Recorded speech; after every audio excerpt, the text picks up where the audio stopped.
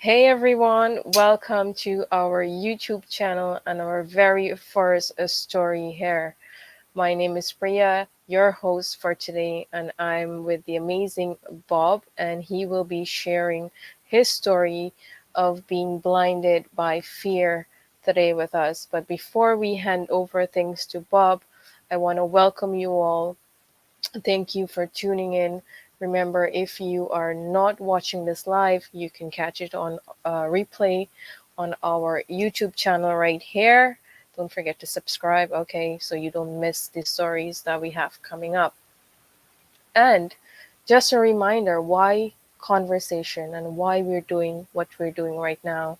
We believe that each and every person have a story, a powerful story, and no one should be judged from whatever they have gone through or whatever they have overcome.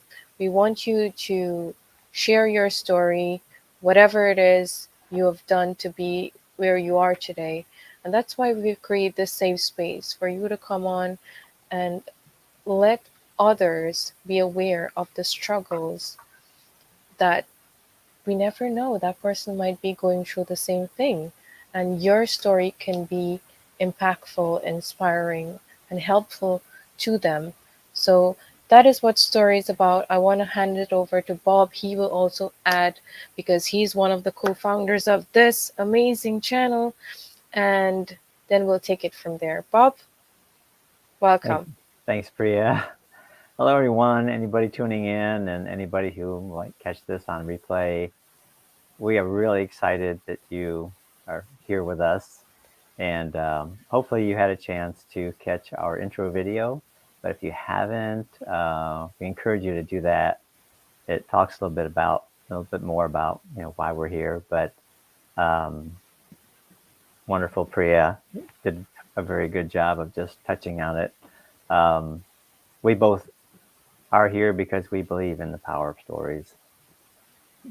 My life's been changed by them. I know Priya's has, and probably all of us have. And some of us are aware of it, and some of us aren't. But um, we want people here telling their stories because, as Priya said, you you could have gone through something, share it, and at that moment be talking about something someone else is going through, and they need to hear what you have to say to help them navigate a really difficult spot. So we believe in it, and that's why we're here. So we look forward to these, and we hope you'll stay with us and join us for more. Wonderful, Bob. Thank you for adding to our conversations and why we were here. So, as you have seen the title and the promo going out a few days ago, Blinded by Fear. And today, Bob will be sharing his story, his experience of being blinded by fear. Bob, I hand it over to you. How would you like to take it off from here?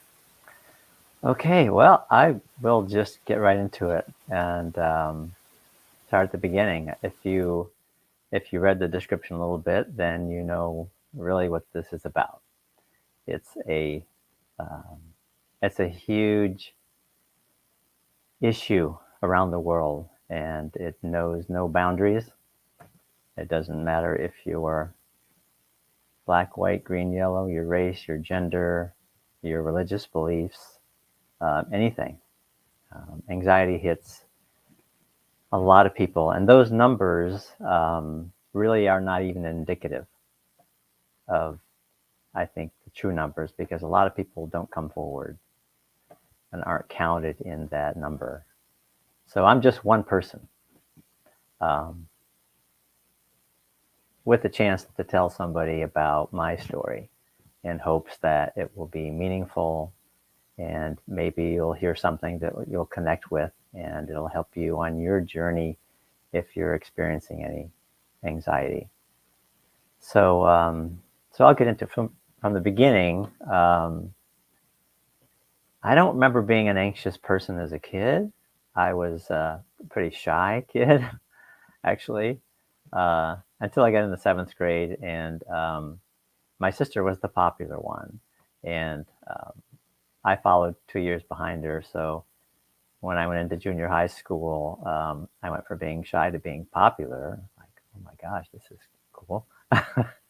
This is a new experience for me. But and then we moved, and from upstate New York to Florida, and then I went inside. I kind of went introverted, and I stayed that way. I was never really much of an outgoing person. My circle of friends was pretty small, mostly family. I come from a big Italian family, and everything is about family. Um, so my story actually began, my anxiety story, if we'll call it that, began with a visit to family. Um, my mom and my aunt and some others. We rented a van to take a trip to see family in upstate New York, our hometown. And so we were rotating driving. And on the way up, I remember we were in Pennsylvania, somewhere in Pennsylvania, and it was my turn to drive. And I just remember starting to feel just a little funny, and there's no way I can describe the feeling. Um, Anybody that's gone through any type of anxiety would understand, but it was a little bit of distancing, maybe, that feeling.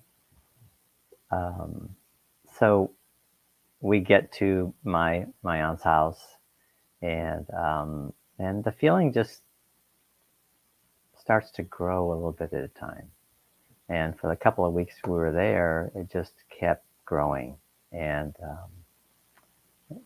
I could just feel it expanding. And I wasn't sure what it is, but or what it was. But I was getting pretty scared. But I was a guy. I grew up in a generation where men aren't vulnerable and men don't talk about being fearful. Um, but I was pretty scared. So, I remember having a good time. It's funny. There's like blank spots that happen when you're going through an experience like this. And so we had a good time. We left. But by the time we left and we all got in the van to leave, we talked about taking turns driving. And I just looked at them and said, I can't drive. Um, so something happened on the way up there driving that was the beginning of some anxiety.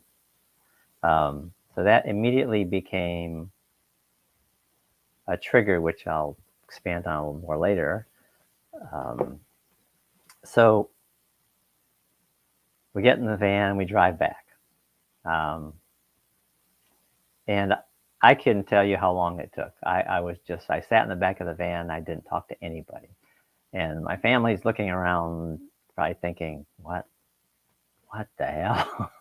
you know, if I, you look back at these things and you have to find some humor in them because there is some. Um, and that was part of it for me. They had to be thinking, gosh, what's going on with this guy? But then we made it back, and but by the time we got back and we got to my mom's house, I still had to drive a couple hours to where I lived, further south in Vero Beach, Florida. But by that time, I was pretty certain that my future was in an institution. That was um, that was the fear that's in the title of this podcast. It would just seem to come out of nowhere. Life is one way, one day, and then the next day it's different. And I fully expected somebody was going to come with a straight jacket and wrap me up and take me away to a padded room, and that was the end of my life as I knew it. So, um, whew, that brings back feelings. um, so it was this probably the scariest thing I've ever been through, and I remember driving home, just not really being there. I'm driving and I know I'm driving. But what I later discovered in learning more about anxiety and counseling, I was experiencing depersonalization, which is not an out of body experience per se, but like being there but not being there. You see everything. It's like I can see my hands and there they are, and I can watch them move. But am I really here? It's and some of you may have experienced this in your experience with anxiety, if you had any. Um, so I get home. I call my ex sister-in-law, who lived in Vero Beach with me, and said I need to go see a doctor. So she referred me to her family practice physician. I go see this guy, and I'm in this state of I don't know what the hell's going on with me, but I got to figure it out. And this guy looks at me and says, "I don't know what's wrong with you. I think you may have some rare disease I just don't know about." It's like, what? This is not what I want to hear, right? Um, I can find humor in it now, but when he told me that, it's like, you know, I'm gonna hit this guy or something. What do you mean you can't tell me anything? He said, no, I don't know, but I'm gonna refer you to a neurologist. Um, well, wherever I have to go, I have to go. So I went to the appointment, which was, the following week. And the neurologist is asking a bunch of questions and, checking me out physically a little bit, but talking and asking questions. And he asked me, do you want to know what's wrong with you? And in that moment, you're like, um, I don't know. I don't know if I want to know, but I guess I need to know. And he said, you have anxiety neurosis, is what he called it. And then he went into explaining what anxiety neurosis was about. And the first step is finding out what's going on. When you don't know, your fear is magnified um, exponentially. And depending on who you are, the kind of person that you are, I am a highly sensitive person. I'm very compassionate, empathic. Um, so it was a very intense experience, but at least I knew something, and I knew I wasn't going away. I wasn't crazy. I hadn't lost my mind. What I was experiencing was brain chemistry. Um, Now, he didn't go into all of the details of brain chemistry. We just talked about the next steps, which were going to be dealing with issues that brought about my anxiety, and to get me on some type of medication so I could, live each day. Um, and the experience, this I want to add this in because it really I think hits a little bit about what anxiety can do, because it takes you out of any kind of rational thinking. Um, in the very beginning, during this time, just before I got started counseling, um, I I just didn't know what to do. I was just trying anything to feel good in between, seeing this doctor and trying to navigate each day, right? But I was so out of it that I went and spent, I think it was 2 weeks, almost 2 weeks. I lived with my ex-wife. I went and moved in. That was weird. you know, we've been divorced for a while, and but it was a comfortable person, I guess, even though there was a lot of pain in the divorce. Um, but I just wasn't thinking clearly, and again, this is just one of those things that happens with anxiety. But I got through that and realized I didn't need to stay there. I had to get out of there. Some things came up, and it was not good for me to be there. So I realized that, and I got out of that, and ended up moving in with my sister and brother-in-law. They were kind enough to let me share a home with them, and then start on my path to recovery. Um, Well, I have a question for you before yeah. you continue. What age were you when you experienced all of this? Oh, that's great. I guess that would be helpful. I was mid 20s. Wow, it's early, pretty early, huh? Yeah. Yeah, it was pretty early. Sure, Yeah, yeah, pretty young to go through that kind of experience. sure. Yeah, Carry on, Bob. yeah. So I got out of that situation, and started digging in and learning through my counseling what was happening. And so for me, being a man of my generation, um, and this is really true for everybody. It doesn't matter if you're a man, woman. It really doesn't. We are all taught things, and some of them are good, and some of them are not so good. My generation, men were taught to be the strong ones. Um, so you grow up thinking you have to be Superman.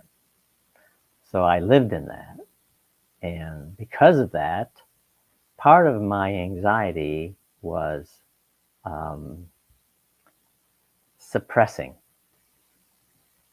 all the emotions that needed to come out. So this actually was a hidden blessing, because who knows what would happen if I'd carried all this emotional baggage and weight for more years. As scary as it was, I needed to know, without knowing, I needed to know what was going on. So my, I guess, 6 year, 26 or so. So 8 years prior, my father passed away at the age of 47, and my grieving was drinking. That's how I got through. Um, so I just pushed it down. Be strong, be strong for my mom and my siblings, and just go on. So that's what I did. And I got through it, and I hung out with friends, and and time passes, and I get married young, very young, with a daughter that comes with the marriage, and a year later, I have twin boys. So I'm 21 with 3 kids, and a AA degree. So I didn't go back to college after that. I was married with 3 kids, and I have to support them. And I loved it. I loved being married. I loved being a dad and a husband. It just was this cool. And to this day, I still love kids. And anybody that knows me well knows I'd just as soon be playing with kids than doing anything else. Um, so I was all in this, and but a few years into the marriage, and my wife at the time had an affair with my cousin, and just to address that situation, um, again, I'm suppressing everything. I'm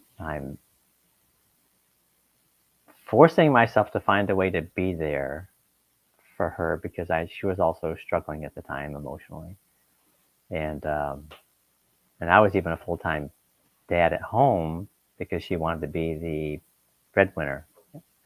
Just give it a shot. I don't. It's fine with me. But so this happened during that time. So I think this was really initiated more by her, and I just followed because I had a tendency of being that way.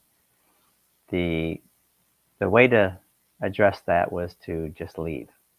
So we moved. an hour and a half away from where we were on the East Coast in Melbourne area to Orlando. And, within 6 months, she was having another affair with a truck driver she met at um, school you go to. If you get a speeding ticket, you can go to school and then get your points reduced. So I stayed with that as long as I could, and I just, I gave it everything, everything, because I loved it. I loved being married, and I hoped that um, maybe there was some recovery there, which was, immature of me. I just didn't understand, how does this stuff happen? You are taught to that you go through school, you get a good education, you get a job, you find somebody, you get married, you have kids. Guess what? Life just unfolds for you. You know, um, the beautiful story of how life unfolds, right? No, it just doesn't work that way.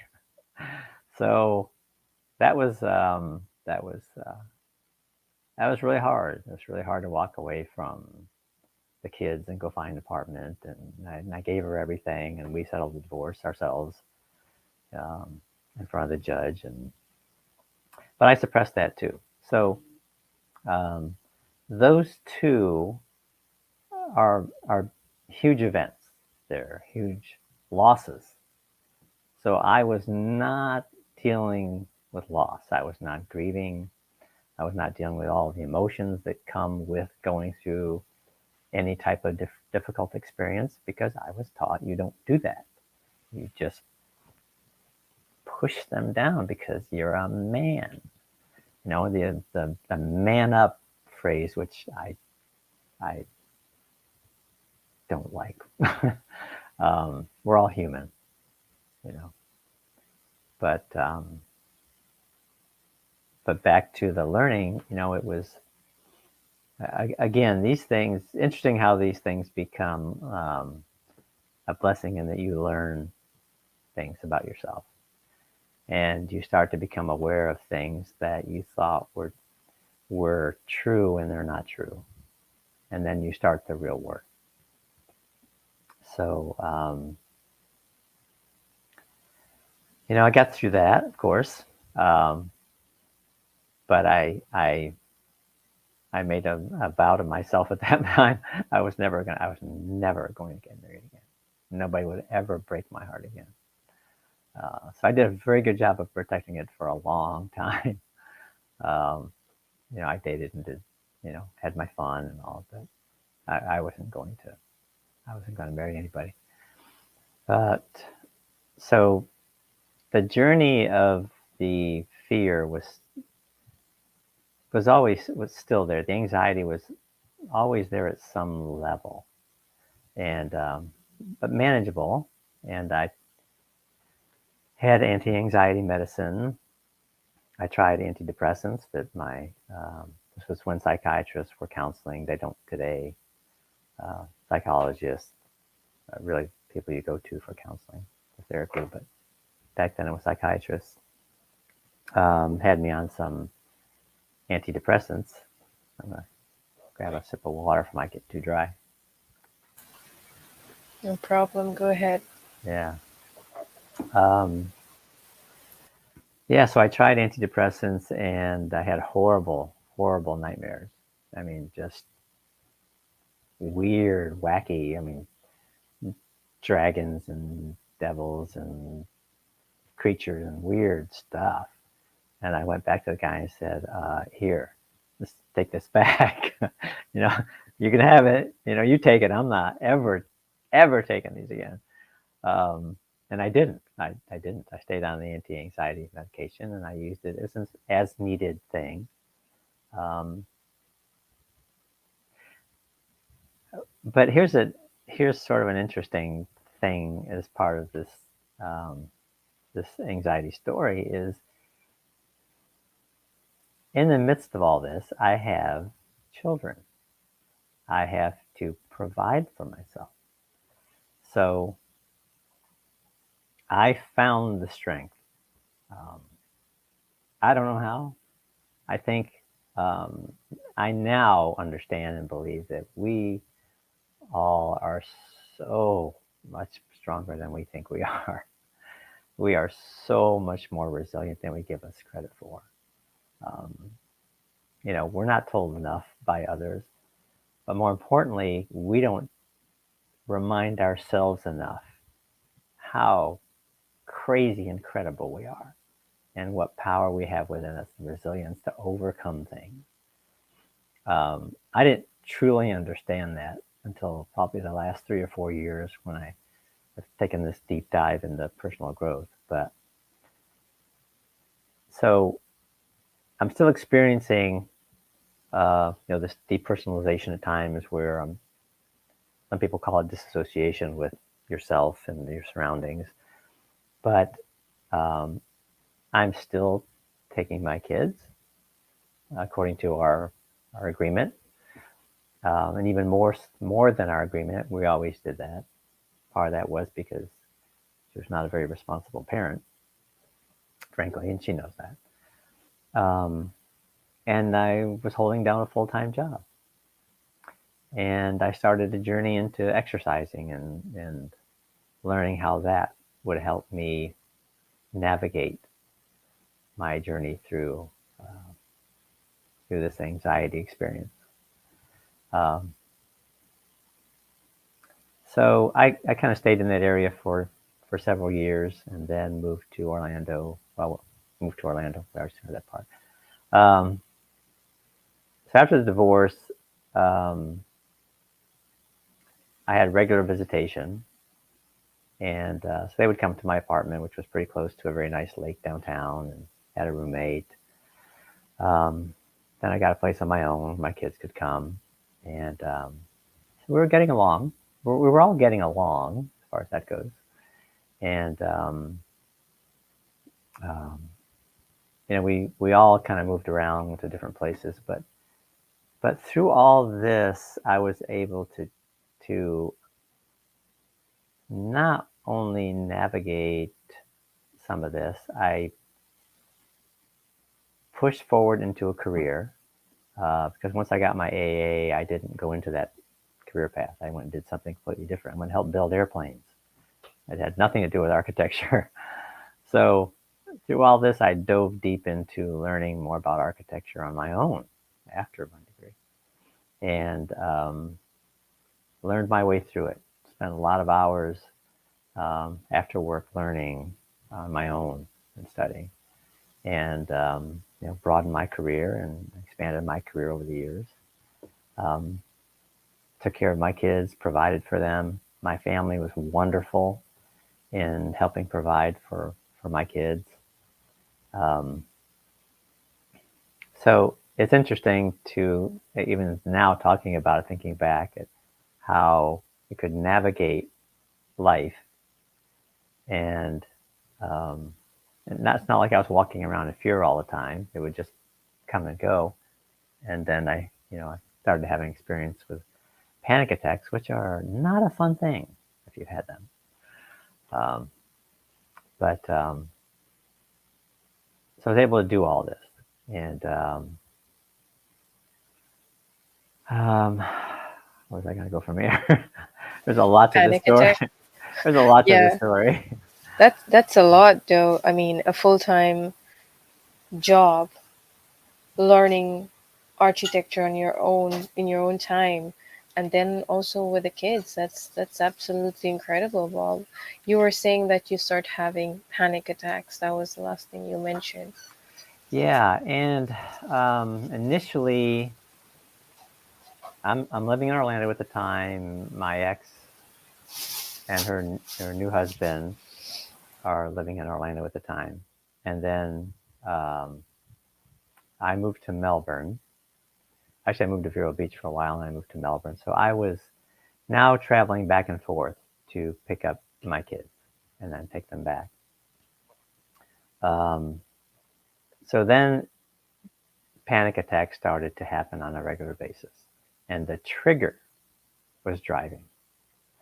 So back to the beginning of my story, I started feeling funny driving up to New York and in Pennsylvania when that feeling started, that distancing. So that turned into full on panic attacks driving. So this is uh, an hour and a half drive, between an hour and a half and 2 hours um, every weekend, and I you live through these things and they're very much ingrained in your memory. Um, Driving on a highway, thinking, feeling that panic and fear, thinking, how am I going to get there? How do I get the rest of the way home? Um, and fortunately, I had friends, I could call, but it's hard to describe unless you've gone through panic attacks. But for me, they were um, the onset of pure fear. It's in the moment that they come on. It's like this uh, feeling that you feel just rise up in you, and for a few moments, you are pretty certain in your own mind that it's over. I think I'm going to die. I'm just going to die right now. And you try and breathe, and there were times when I had to pull over for a few minutes and just try to get hold of myself um, and breathe and roll down. Rolling down the windows was a quick thing. Got to get some air. I need air, and I understand now a lot more about how to navigate through these things. But then I didn't. I was just trying anything. But they never lasted for long. The interesting thing about panic attacks, if anybody's experienced them, is they come and they go very quickly. And in the middle of it, when you're in that panic state, that true place of just what I call, for me, it's just pure fear, just pure fear. And then it's gone, and then you're in this moment of what the hell was that? Um, your brain chemistry is now calming down. Adrenaline, cortisol, which is released, neurotransmitters released from your brain that put you in a fight or flight stage. They have now making their way through your system, and you're calming down and entering into a parasympathetic nervous system stage, they call it. And then you're back to kind of reality, going, gosh, what is that? I don't like that. Um, and then you go on. But driving was my trigger. To this day, driving is a trigger. Yeah, yeah, for me, it still is. I think Wow. for all of us, whatever the Hmm. trigger is, it kind of stays with you. But yeah, Wow, that's pretty incredible to know that, even after so many years. So you mentioned a few things like, you know, talking, you had people who you could talk to, and if it's just, getting the window down, get some fresh air. mm. How else have you dealt with this? I think it's quite some years. How old are you now, Bob? Do I have to answer that question? Let's say, okay, a rough average of 20, 30 years of how have you gone through this? Sorry I've for gone that. through this for you know 40 years. Wow. I've got 40 Wow. years of dealing with it in some form. Of course, now is nothing like what it used to be. Um, Really interesting thing with anxiety, and for a second, I'll reiterate that it's very possible for everybody to navigate it and maintain a structured, a good structured life. You if you need to talk to somebody, talk to somebody. Do the things you need to do. Um, Talking is a huge one. Getting all that stuff out that you suppressed for so long. You have to talk about it again and let it go. And it's difficult because it all comes back again. In my therapy sessions, especially in the beginning, I would leave there and anxiety would just come on even stronger than when I entered the office to talk, because you're bringing up all that old stuff that you put down for so long. And you have to learn to let it go. And counseling does that. But rely and trust the process that you're going through, because the people that are trying to help you are really trying to help you. And they're giving you the best advice they have based on their expertise at the time. So I trusted that, and I worked through that. But what's really interesting, and I've made a good life for myself. I have had a good career. I have great kids. I have some wonderful friends. I have wonderful family. I have so many things that I am grateful for. But interestingly, during all the time of counseling with different people, no one, not one professional at any point ever explained to me brain chemistry or what was really happening in the brain when you were experiencing anxiety. The fight, flight, or freeze mode. I learned that on my own, and I have a very, very dear friend who approached me about 4 years ago, the place I was consulting, and the word anxiety came up, and she asked me to go to lunch, and we developed this wonderful friendship. But she was going through a very, very difficult time, and I just happened to be also experiencing some more anxiety in the form of my panic attacks while driving. Like, what the heck is this again? So we decided to meet up every week, um, faithfully. We committed to each other to be there every week and support each other and figure out what to do. Um, and we spent we spent probably the first 2 months in tears, telling our stories, um, and getting that out again. Right? Um, they aren't things that go away; they're in your memory, but you learn where to place them. They have a place; they can stay there. They don't uh, continue or have to continue to affect your life once you understand how to let them go.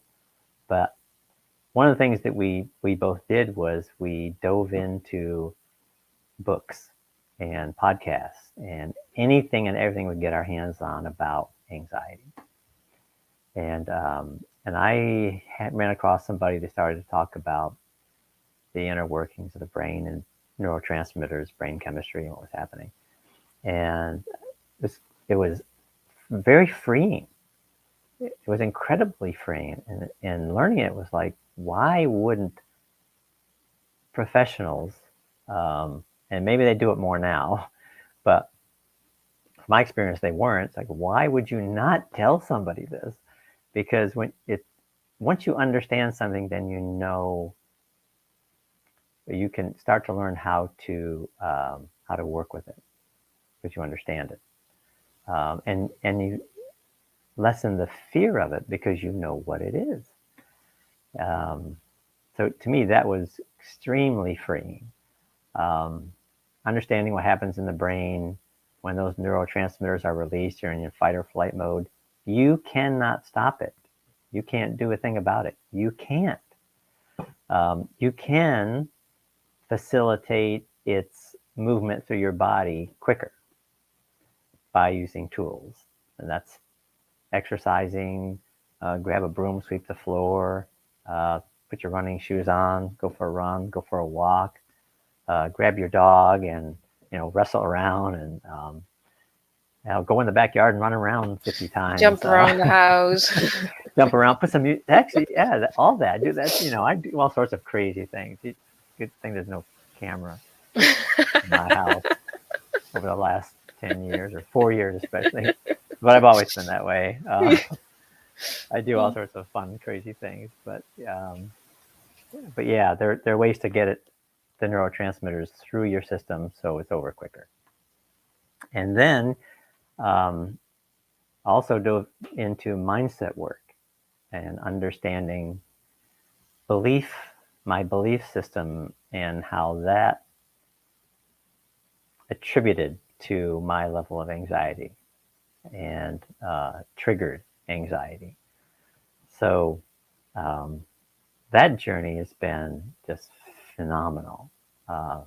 You know, uh, Bob today is not who Bob was, obviously, at the onset of anxiety, but not even 2, 3, 4 years ago, from diving in so far into mindset and how beliefs affect us, our mental health, and our physical health. And I started to understand that um, I could change the way that I think. I could change my perspective about this. Um, I could develop a relationship with fear. Um, yeah, that's an interesting thing because um, the amygdala part of the brain is the fear center, and you need it because if you're about to get in an accident, or some giant dog is coming after you with their mouth wide open, or you happen to be on a safari, and the lion's coming, I don't know. But anything that's really fearful, you need and want your amygdala functioning well because it releases those chemicals instantaneously. Um, it's part of how we have developed as a species, a human species, over the years. So I developed a great appreciation and gratitude for that fear part of me because there are times when you need it. I mean, we probably all experience, taking a step off the curb or whatever, and it's like, oh, gee, I wasn't paying any attention, you know, and I just about got clipped by a car, you know. Um, so I want that. I want that, and I want that functioning really well. But um, I could have conversations with it, like, oh, I love you, brain. I love you, amygdala. But right now, there's not a saber-toothed tiger in my house. So we don't need the fight or flight. Um, it's amazing what you figure out you can do to navigate, right? Um, but also learning breathing techniques. Um, I have tinnitus, which is ear ringing, and it's on and off. It's there now, one ear, my left ear. Um, I've had times where I wake up in the middle of the night and it's dead quiet. Um, it's amplified because it's so quiet. And I had one morning where I woke up, I don't know, 3 in the morning, 4 in the morning, and it seemed like it was blaring at me. And I just wanted to open the door and run down the street. That's how blaring it was. And I felt the anxiety start to rise. And I got up to use the bathroom, splash of water on my face. And then I remembered all the things I've been working on, all the mindset work, how to direct my thinking, how to breathe. And I went from my heart racing at who knows how many beats per minute to resting rate and maybe even below normal resting rate. I mean, I just took myself down. So with all these tools that I learned along the way, uh, I I've managed. I know how to manage anxiety. I know there's a genetic component for me. I know my mom had it. even though she didn't talk about it. My sister has it. She talks about it openly, and like me, has counseled and had therapy for it. My brother, I know, has it, whether he would ever openly admit it. If you ever watch this, Raleigh, it's time to admit it. Um, but so I know there's that genetic component, but uh, our DNA is not a predictor of the outcome of our life. That's not. We can change it. We can change things, We can and definitely.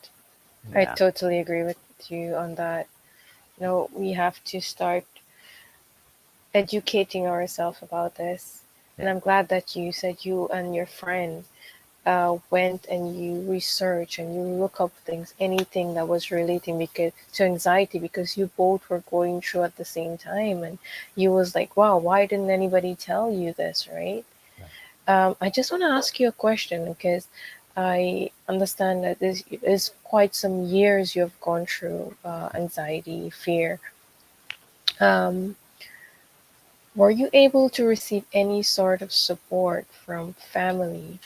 Because I know you said you got married at early age, you were a father, you had responsibilities, you've gone through divorce. Were you receiving any sort of support apart from this friend that you connected with? You know, for the longest time, um, it was really it was a lot me, but I make deep connections with people when I connect. I don't have this huge broad amount of friends. They're usually people who I relate to and are like-minded, and I feel a very strong heart connection to. And those friends are the ones that I know I did and I could turn to and talk openly about anything. Um, so if I was in those anxiety moments, I could call and say, "Hey, just talk to me for a minute." I'm going through something. So it really was more with friends than family, and I think I always had this underlying thing, find a word for it, but of not wanting to burden family. Everybody has enough problems of their own, kind of thing, which is just, don't do that. Um, you know, your family loves you dearly. We all, um, I don't think, I think for most of us, there are a lot of times we don't understand just how much our family cares and how much they are willing to be there if you just reach out. But I was in that space for a long time of not wanting to burden anybody. So it was more close friends, and it was all of my close friends. I mean, really close friends who I could say anything to, uh, except for one or two, were women because the men were taught the same things I was taught, and they didn't know how to answer. They didn't know.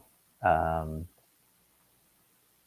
they weren't able to open up in a way that I needed because they were playing the Superman role just like I did because they were taught to be strong and I don't want to talk about you and your feelings. And that's still a stigma today with men. It's something I have a heart for addressing at some point. Um, but yeah, I had a lot of support, and but I would say empower yourself. There's so much information out there that you can dig into and learn to help you navigate whatever your situation is, whatever your type of anxiety is. Um, whether it's social anxiety, whether it's anxiety from a fear of an animal or relationships or speaking or whatever it is. Anxiety comes in so many forms, but there's so much information out there to learn. and um, learn about the brain, learn about your mind and how your mind works, learn how your beliefs affect your well-being mentally and physically, learn about how food affects your anxiety, because it does a lot more than you think. There's some great books out there. I've got a lot of resources. Happy to share um, to podcasts and books and things that I've read about the subject, and I think there's just there's nothing more empowering than going out and learning it, and then putting it into practice and watching it work for you, and realizing I'm not stuck here. You know? Keep growing, right? Keep Yeah, investing, keep growing. And yeah, I like that you said, whatever you're researching and you're learning, practice it, do it. It's like if you don't practice it, it's like you're going through this, but it's like you don't know. It's yeah, still like you know this, but you're not putting it into practice. So when you learn some, I love that you're sharing all this, Bob. And you know, a lot. I am guilty of this. I've read quite some books now, and I know that I need to put these things in practice, but sometimes we have so much going on, and even with the anxiety and the fear, we're not able to put that time aside, which is very important for our self growth and for our well being. So that's why I think what you said, keep investing, keep getting those resources out there, knowing and finding out the information to help alleviate or take you through whatever you're going through, in terms of even if it's fear, like for example we were saying fear, help you understand what really is happening to you at the moment you know yeah, yeah. Great, really great points, Priya. um, you know, just learning something without putting it into practice mm, is kind of wasted knowledge in some respects. You have to do it, and even if we you start to learn. I think one of my favorite quotes is there's no such thing as failure, only learning. We've been taught that it's failure. It's not failure. It's learning. Even for the things that I was working on, going through, doing breathing exercises, whatever, I might be in the middle of it, and it's like, this isn't working. I have to do something else. But come back and try it again. Just keep plugging away. I guess the other thing I would add is take care of yourself. Self care is huge, and this is top to bottom. We are phenomenal beings as human beings. We have. I think at times we get a glimpse uh, of just how phenomenal we are, and how powerful and what our capabilities are. But you may never realize it if you don't take care of yourself, and that's physically, mentally. Um, Eat well. I don't care how you were taught growing up. I don't care what food was put in front of you. Find out if it's good for you or not. This body, um,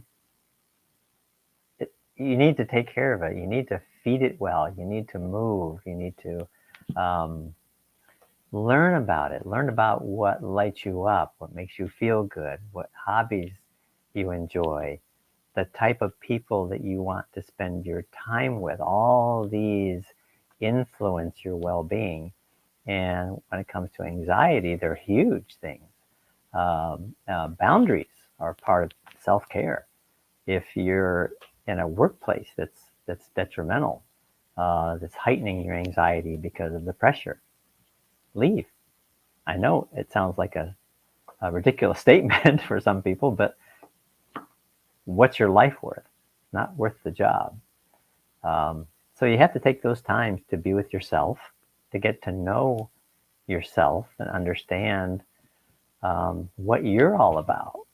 Learning to love who you are, um, learning what puts the smile on your face and what doesn't, what people you need to distance yourself from. Not that you don't care about them, not that you don't wish them well, pray for them, all those things. It has nothing to do with that.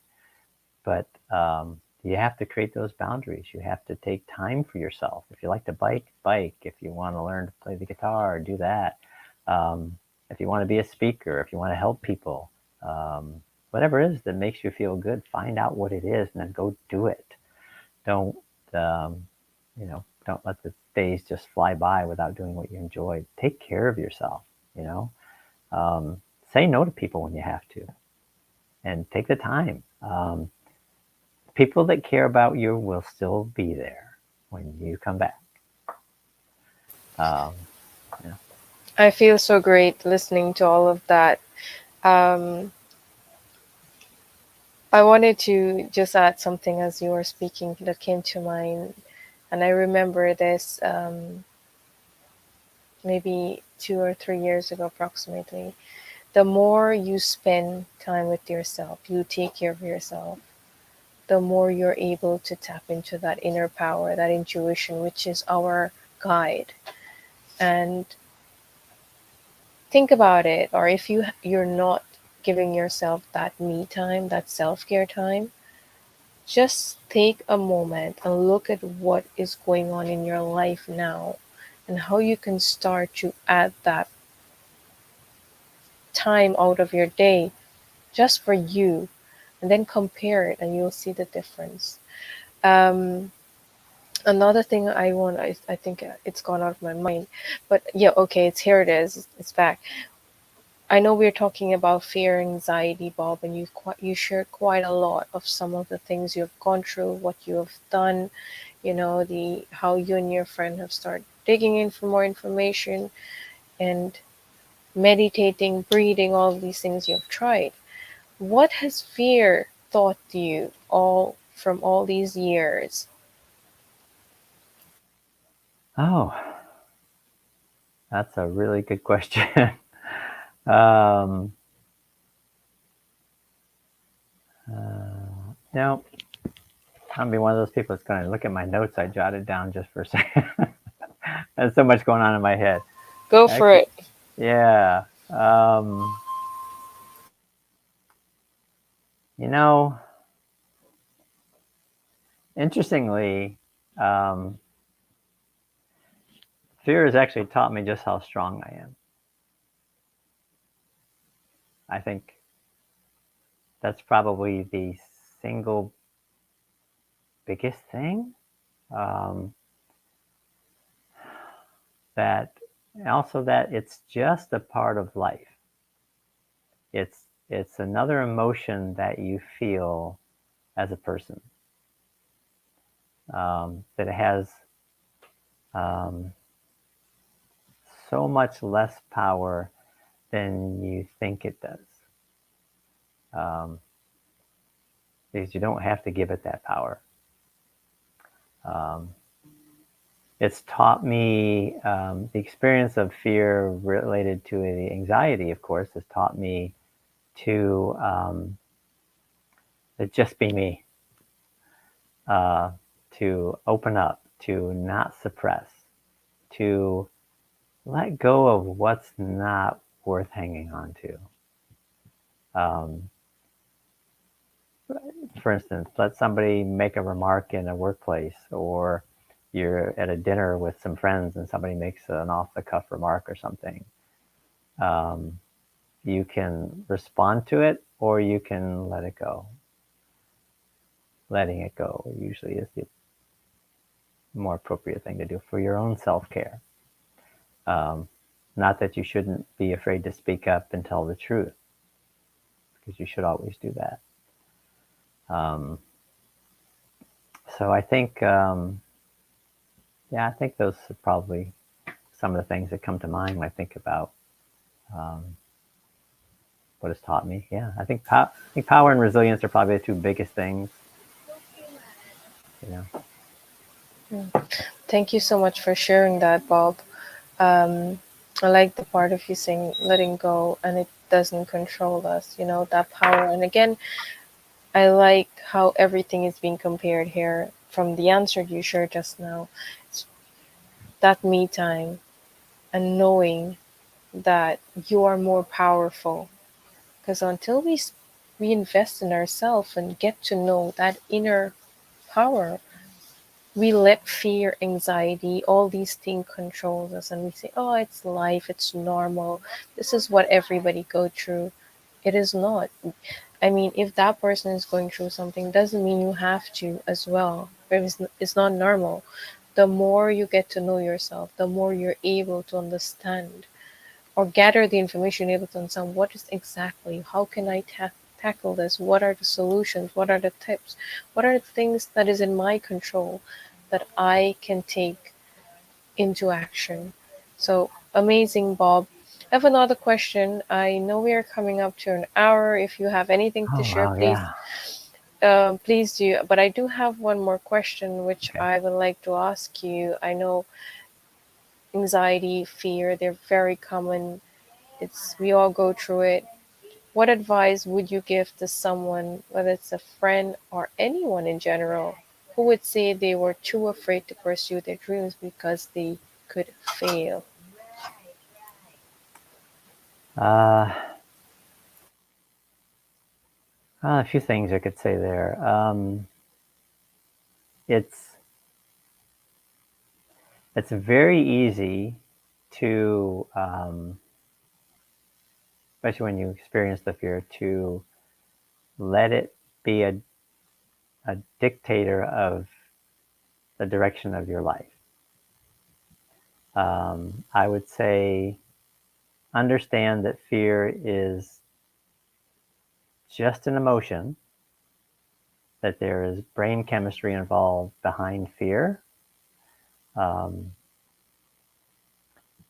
it can't really hurt you ever. It's just an emotion. It does pass, and if you let yourself kind of wallow in that place of fear, um, you're living sort of unconsciously. In other words, you're living by a belief, and you're not living intentionally. Um, so recognize that you have so much strength within you. Um, you have the ability to live a very intentional life in spite of the fact that fear is a part of life because uncertainty is a part of life. But um, you can change the way, you can change your perspective on how you look at it. Um, kind of, I guess, sort of like my little dance with my amygdala in my brain, and coming to terms with fear and being appreciative of that part of it, but but also understanding that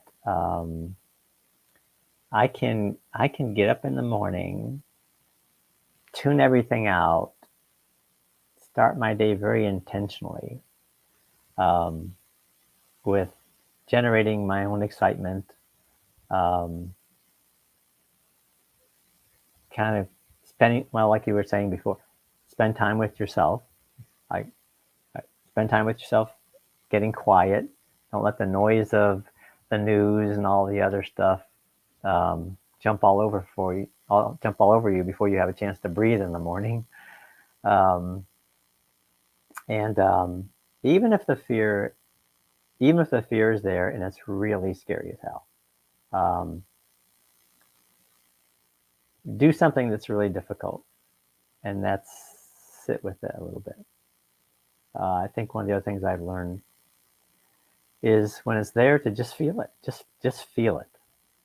Just okay, your fear. So what now? Realize that it's going to pass. It's another emotion that's going to pass, and you have some control over how long it stays active in your mind. by using some of the tools that we've talked about. But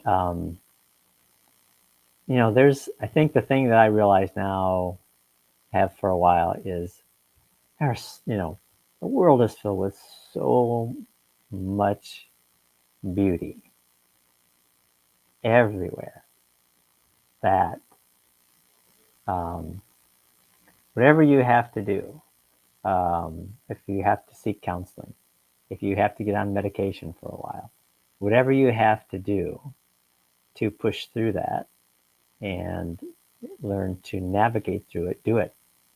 Because there's so much to see. There's so much to do. There are so many incredible people everywhere around the world. Um, I don't want to miss a second of it. So even when I go into those places and I'm human and I can fall back into anxiety, it's like, oh no, no, no, no, no. I know you really well. And guess what? Get in the back seat because I have things to do. I have people to see. I have people to love. I have people to help because I believe I've had this experience for a reason, and I have the ability to um, share that, and hopefully it in a way that helps other people. Um, um, but there's so many people you can connect with. You'll start to understand how beautiful relationships can form, and how much more joy you find in your life, and how more grateful you are about things. There's so many things tied to it when you push through it. And there is that saying about, yeah, you can't go around everything. The only way um, past it is through it. There's no past. You have to go through it to overcome it. And I know it's true. I tried the other way. I've tried every other way I could possibly, you know, denial being the biggest one. Um, but you just gotta, you know, you're more resilient than you think you are. We all are. We can navigate through those things. Allow ourselves to just feel it and keep pushing. Take one little step. It's a whole nother story we could talk about one day. It's just habit building, but yeah, don't let it don't let it rob you. There's just too much wonderful out there. 100% agree with you. Self talk is so powerful, and I love that you said get in the back seat. I don't have time, right Yeah. now for this, and have things to do. You have people to help.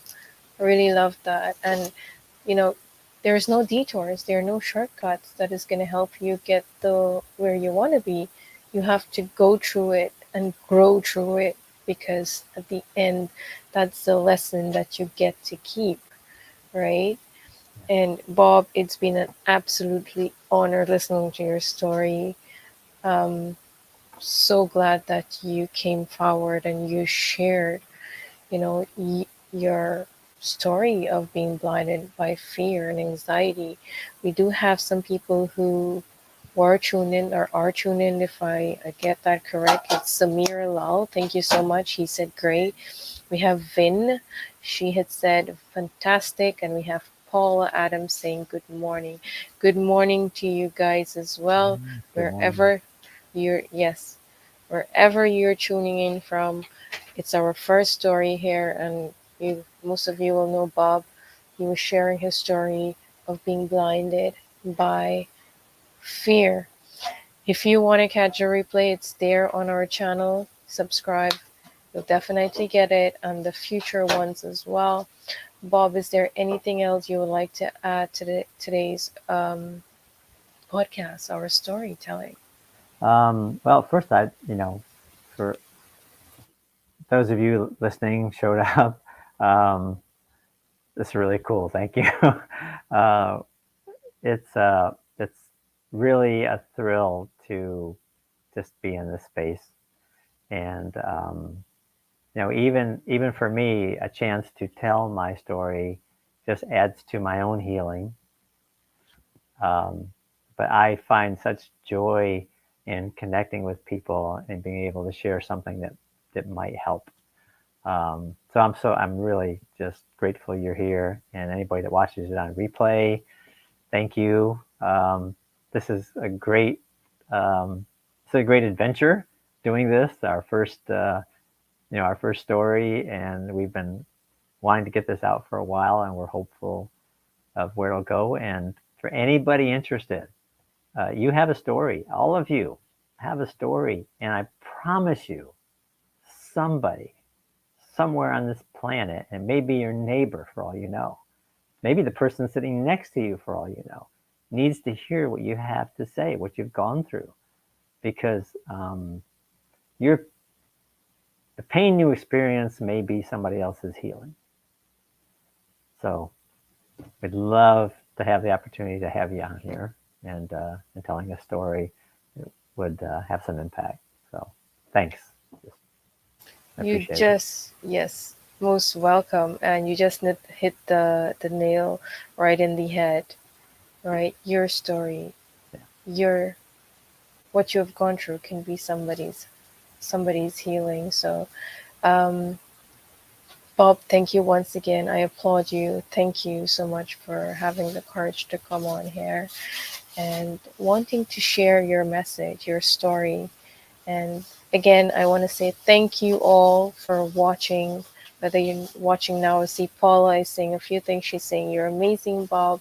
She said, "I'll listen on the replay." And she said, "I feel the same way." We do have even a few stories. Yes, we do. I think we absolutely have not only one story, but many stories from different, experience of our lives. So true. It's a it's a great point, Paula, because we all have multiple stories that encompass our life, and yeah, yeah. important to get them out. So guys, that this brings it to the end of our first story, our first podcast. We want to encourage you to share your story. Don't be afraid of what you have gone through or how you might be perceived or judged by others. The point of this, of conversations, is for us to step out of our fear zone or uncomfortable um, space and get that our story, our message out there, that it can help another person. It doesn't have to be a billion, it doesn't have to be a million. Even if it's your neighbor, like Bob said, or one person, then that makes a difference. Because that's what we want to do here. We want to help each other through storytelling, and it is impactful and powerful. Bob, thank you so much. Thank you, Priya. I Thanks for look for hosting this and putting up with me. You're good at that. well, That's thank you. I really great. learned a lot, and you have inspired and impacted me today by just listening to your story. And this, I've never heard this, so this is brand new to me. Yeah, it is. Yeah, So, right. thank you so much, Bob, and thank you for those who are watching. We will look forward to the next one. So, Oh, subscribe, follow us on our Instagram. All of those links will be linked in the description of this video. So you will get a notification when we have another story coming up and whatever updates we have in the pipeline for you. yeah. Alrighty, All have a right. great Sunday. I'll speak to you all very soon. Lots of love. Bye, Bye, Bob. everyone. Thanks again. Bye. Bye.